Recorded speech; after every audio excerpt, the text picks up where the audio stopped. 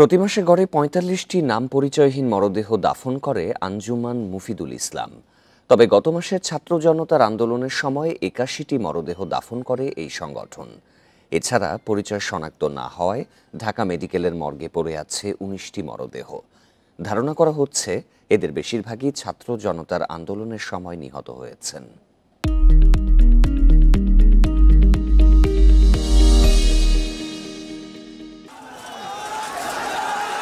জুলাইয়ের শেষে কোটা আন্দোলনে উত্তাল হয় সারা দেশ।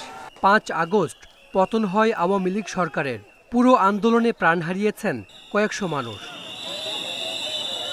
সবচেয়ে বেশি ১৩৯ মরদেহের হিসেব দিয়েছে ঢাকা মেডিকেল। পরিচয় শনাক্ত না হওয়ায় অনেকের মরদেহ দেয়া হয় আঞ্জুমান মুফিদুল ইসলামে। ময়নাতদন্ত না হওয়ায় এখনও মর্গে রয়েছে ১৯ মরদেহ, বেশিরভাগই ছাত্র আন্দোলনে নিহত। আননোন বডির ব্যাপারে আমরা সিআইডিকে জানাচ্ছি। সিআইডি আসলে তাদের পরিচয় জানা গেলে তারপরে আমরা ব্যবস্থা নেব। সিআইডি থেকে যখনই এই আননোন বডিগুলির জন্য এই ফিঙ্গারপ্রিন্ট নেওয়া হবে তারপরে আমরা ব্যবস্থা নেব। রাখছি যদি কোনো সময় লোকজন আসে দাবি দুবি করে, আইডেন্টিফাই যদি করে কেউ, এই জন্য ফ্রিজে রাখা হয়েছে। এর মধ্যে ২-১জন লোক আসলে দেখে গেছেন, শনাক্ত করতে পারেনি।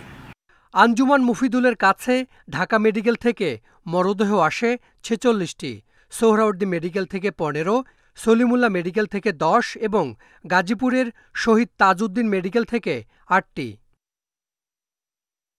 জানুয়ারি থেকে জুন পর্যন্ত ২৭০ মরদেহ দাফন করেছে সংগঠনটি, আর শুধু জুলাইতে দাফন হয়েছে ৮১ মরদেহ। বেওয়ারিশ ডিক্লেয়ার করার প্রসেসটা কি?